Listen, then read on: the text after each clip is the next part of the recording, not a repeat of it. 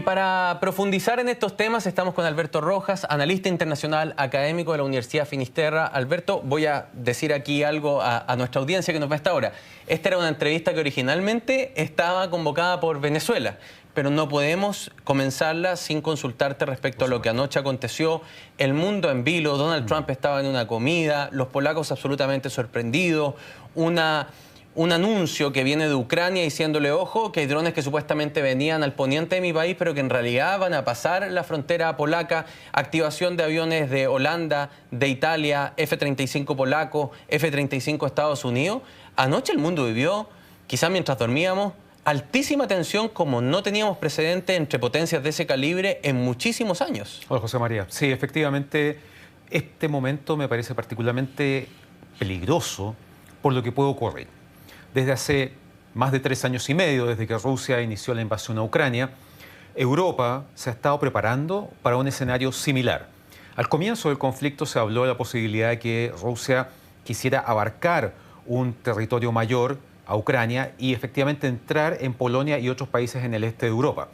Sabemos que eso tiene un costo distinto a atacar Ucrania porque estamos hablando de países que forman parte no solamente de la Unión Europea, sino también de la OTAN. Y la OTAN es esta alianza militar que data desde los años de la Guerra Fría, que se estructura sobre la base de la defensa colectiva. El ataque a un miembro es el ataque a todos y por lo tanto implica una respuesta del grupo completo. Los drones y el misil que cayeron dentro de Polonia, sin duda que marcan un antes y un después. Desde hace ya mucho tiempo, países como Alemania, Francia, incluso Polonia, se están preparando, Europa entera se está preparando para un escenario de guerra abierta con Rusia. Desde Chile esto se puede ver como algo más bien hipotético, lejano, pero en Europa, que es el continente donde se está desarrollando esta invasión, este tema se vive todos los días. Existen documentos, por ejemplo, del ejército alemán que hablan de un posible escenario de guerra abierta con Rusia en 2029. En Francia lo mismo. Francia puso una alerta, ¿verdad?, a todos los hospitales en términos de prepararse para recibir heridos con lesiones propias de una guerra. Entonces, que esto haya ocurrido, evidentemente que enciende las luces de emergencia, de alerta en toda Europa y sobre todo en la OTAN, que ha estado muy pendiente de cómo evoluciona esta invasión, que no se ha detenido, muchas veces la noticia sale de los titulares, pero no significa que la guerra haya terminado, estamos muy lejos de eso, sobre todo tomando en cuenta el verdadero fracaso de lo que fue la cumbre entre Trump y Putin en Alaska hace poco menos de un mes. No se ha avanzado nada en términos de buscar un alto al fuego, un acuerdo de paz, nada de eso se ha concretado. Y esto abre un nuevo frente. No se cumplió claramente el plazo de 2 semanas que se autoimpuso Donald Trump, ¿no es cierto? Por el contrario, hoy día Donald Trump ha dicho que, ¿cómo es eso de que Rusia ha violado el espacio soberano de Polonia? Aquí vamos nosotros, dice, así como voy a involucrarme en esto, y el mundo está expectante respecto a cuál va a ser la respuesta de Donald Trump. Fíjate que una de las cosas que me ha llamado la atención es que la OTAN rápidamente, después de encontrar las pruebas, después de tener fotos, registros para mostrarle al mundo, enmarca esto como un ataque deliberado, no como un accidente. Porque anoche corrió, ¿no es cierto?, una de esas posibilidades de que esto fuese un accidente, como ya había ocurrido con Croacia cuando un dron se desvía y viola espacio aéreo croata, ¿no es cierto? Pero que esto podría haber sido eso. El problema es que el volumen, la cantidad de drones, un misil en particular, que los misiles tienen telemetría, o sea, son precisamente teledirigidos, ¿no es cierto?, que caiga en Rusia, parece más bien una provocación. ¿Tú compartes la tesis de la OTAN? ¿Fue esto una provocación de Vladimir Putin? Es muy probable que así sea, tomando en cuenta lo que tú dices. O sea, en primer lugar hay que entender que los drones en esta guerra no actúan en forma individual.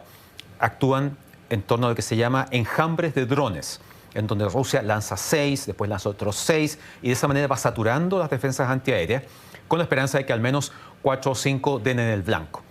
Que hubiese sido una falla colectiva de todos esos drones es muy poco probable. Y que además haya involucrado un misil es aún menos probable.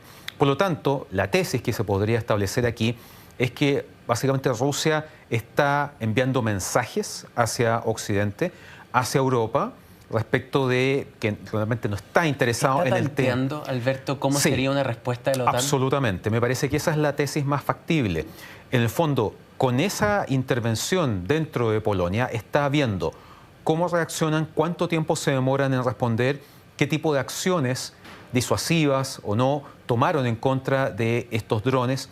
Es claramente una prueba destinada a medir la capacidad y la voluntad de la OTAN de responder a esto.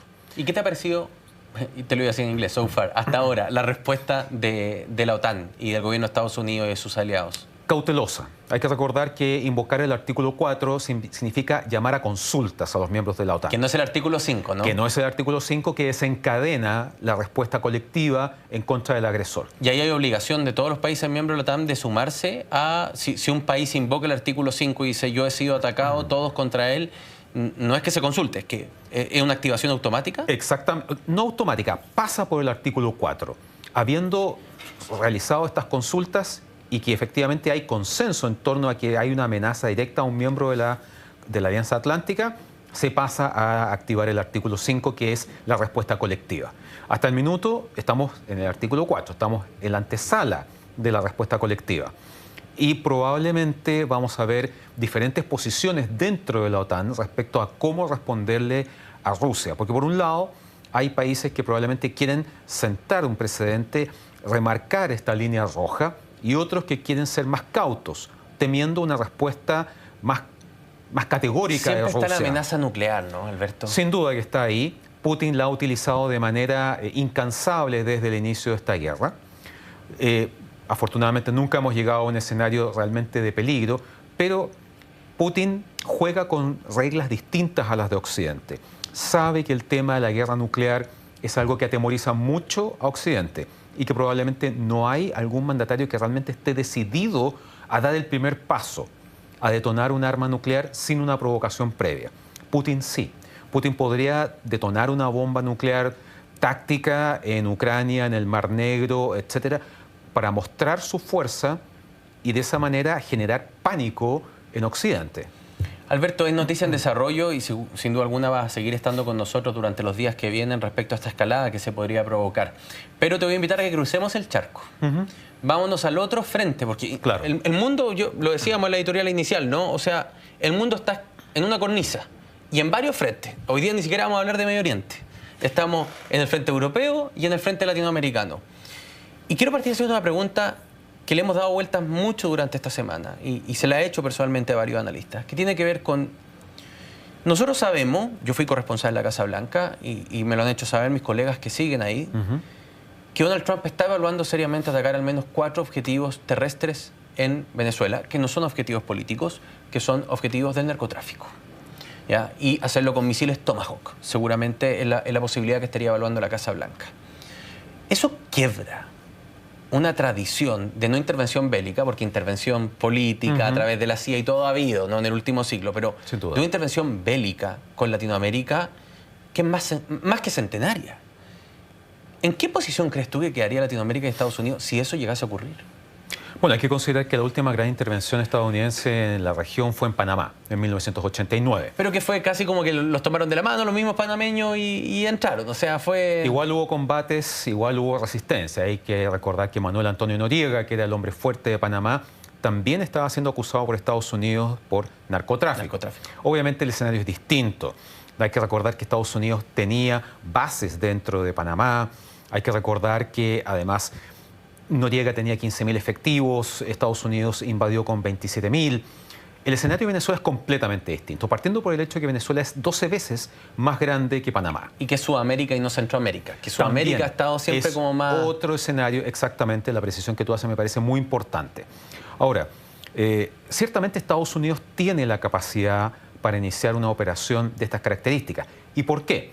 Porque, y tú lo recordarás bien, ¿verdad?, cuando estuviste en Washington, que una de las primeras medidas que toma el presidente Trump es mover a los carteles del narcotráfico desde la lista de organizaciones de crimen organizado a la lista de terrorismo. Exacto. Y eso implica automáticamente un cambio en las estrategias y las herramientas que tú utilizas.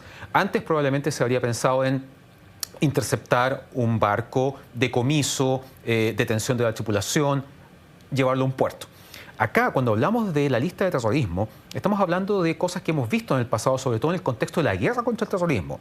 Es decir, ataques a Al-Qaeda, ataques al Estado Islámico con drones, operaciones especiales, etc. Es decir, otro tipo de acercamiento a este tipo de amenazas. ¿Puedo entregar un contexto? Nada más, porque está muy interesante. Esto es a propósito de la ley del año 2002 promovida por George W. Bush, que habilita al Poder Ejecutivo a no tener que pasar por el Congreso en una serie de maniobras bélicas cuando el objetivo es combatir el terrorismo. Exacto. O sea, aquí no habría necesidad de pasar por el Congreso de Estados Unidos para pedirle la autorización de intervención en Venezuela.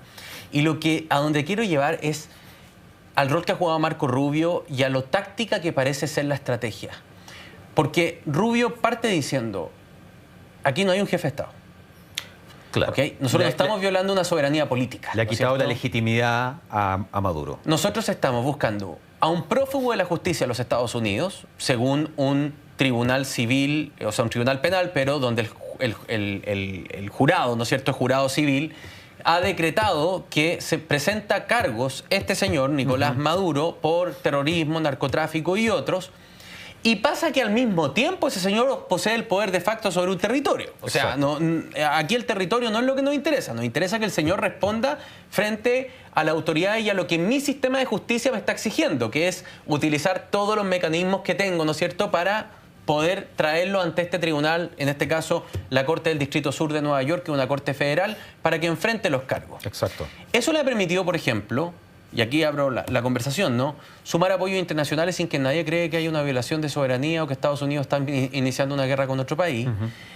Sumar apoyos como los de Francia, los de Italia, los de Reino Unido, en nuestra propia región, ¿no es cierto?, República Dominicana. Se ha sumado un país que históricamente había sido neutral durante los últimos 20 años, sobre todo con Abinader, que es un presidente socialdemócrata. O sea, una serie de gobiernos que parecen ir detrás de esta tesis de sí. Nosotros creemos que la operación de Estados Unidos en el Caribe Sur es muy interesante. ¿Es este un punto de inflexión? O sea, ¿estamos realmente ante la posibilidad de que Estados Unidos, con esta estrategia y sumando los apoyos que ha sumado, pueda hacer caer Nicolás Maduro? Ahí habría que tener claro cuál es el objetivo que tiene Donald Trump. Sabemos que el presidente Trump es impredecible en muchos aspectos, difícil de sondear respecto de sus objetivos finales. Pero él se ha apalancado en el tema, en la idea de que esto efectivamente es una operación antidrogas. Es una operación destinada a destruir o neutralizar de la manera más efectiva posible al llamado cartel de los soles, del cual Nicolás Maduro sería, si no el líder, uno de sus líderes. Ahora, lo cierto es que el despliegue naval que hay frente a las costas de Venezuela, recordemos que ese despliegue está en aguas internacionales, es infinitamente superior a lo que debería esperarse para una operación antinarcótico. Es un hecho, ¿verdad? O sea, tenemos ya 8 buques, tenemos 4.000 efectivos, tenemos un submarino clase Los Ángeles que lleva entre 20 y 30 misiles Tomahawk. Otro que se va a sumar ahora. Exacto. 10 F-35. Que los movió hace poco hacia Puerto Rico. Entonces, el despliegue es desproporcionado respecto de la declaración de los objetivos. Lo que tú mencionas es factible. Es decir, que Estados Unidos, desde aguas internacionales, ataque blancos en suelo venezolano que estén vinculados al narcotráfico. Tiene los misiles Tomahawk, tiene drones, tiene aviones F-35 que pueden, desde una distancia muy segura, atacar blancos con gran precisión. Eso evidentemente va a generar un escenario completamente nuevo. Vamos a estar viendo que un país está atacando a otro, no para invadirlo, sino para neutralizar la amenaza del narcotráfico. Ahora llama mucho la atención que este despliegue se dé en el Atlántico, mientras que en el Pacífico, desde los puertos de Ecuador, Colombia y otros, fluye libremente, o al menos con menos trabas, toneladas de droga todos los días. Entonces, el tema es Maduro. Tú lo mencionabas, el gobierno estadounidense no reconoce a Maduro como presidente legítimo de Venezuela y gran parte de la comunidad internacional, efectivamente, tampoco. Y por otro lado, vemos que Estados Unidos, sobre todo después de lo que vimos en Medio Oriente, con Irán, etcétera, no está interesado en una intervención con tropas, despliegue de tropas en terreno. Eso está completamente descartado. Recordemos que incluso durante su primer gobierno, Trump enfatizó la necesidad de sacar a las tropas estadounidenses tanto de Irak como de Afganistán. Entonces, para Trump no es opción. Pero operar a distancia es otra cosa. Minimiza los riesgos, minimiza las bajas. Hagamos ficción. Podríamos hablar de que esta es una operación de doble efecto, es decir, hay un efecto, el principal, jurídico, que es el que además me da el sustento para que nadie se me venga encima, ¿no es cierto?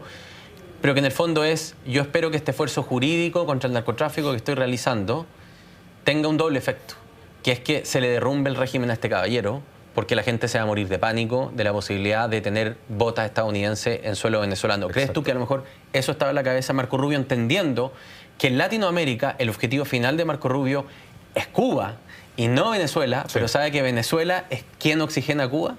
Sí, en gran medida ese análisis me parece muy certero, sobre todo tomando en cuenta que previo a este despliegue Estados Unidos duplica la recompensa por la cabeza de Nicolás Maduro. Pasamos de 25 a 50 millones, más de lo que alguna vez fue la recompensa por Osama Bin Laden, por ejemplo. Entonces, la opción de que alguien, por ejemplo, quiera traicionar a Maduro crece enormemente. 50 millones de dólares es una cifra muy interesante. Esa es una posibilidad. Lo otro es efectivamente generar un nivel de presión sobre Venezuela que lleve a la caída de Maduro, que en el fondo esto es una especie de implosión y que le ahorra a Estados Unidos tener que intervenir de manera directa, que Venezuela se lo entregue o eventualmente Maduro muera en alguna circunstancia y se genere un cambio. Eso va a sentar un precedente. Todo lo que está pasando en este minuto ya sienta un precedente y no cabe la menor duda de que países como Nicaragua, como Cuba, están siguiendo esto de manera muy estrecha, porque en el fondo se sienten en la misma vereda y eso les preocupa. Y además está el hecho de que Venezuela está muy sola, el respaldo a nivel latinoamericano es muy bajo.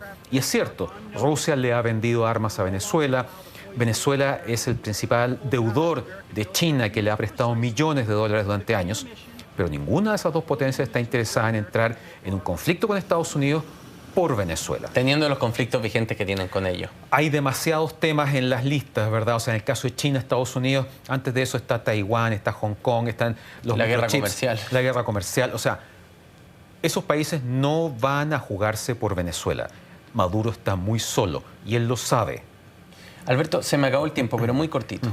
¿Crees tú, después de analizar por décadas lo que ocurre en Latinoamérica, estamos cerca de la posibilidad de que Estados Unidos bombardee estos objetivos del narcotráfico en Venezuela?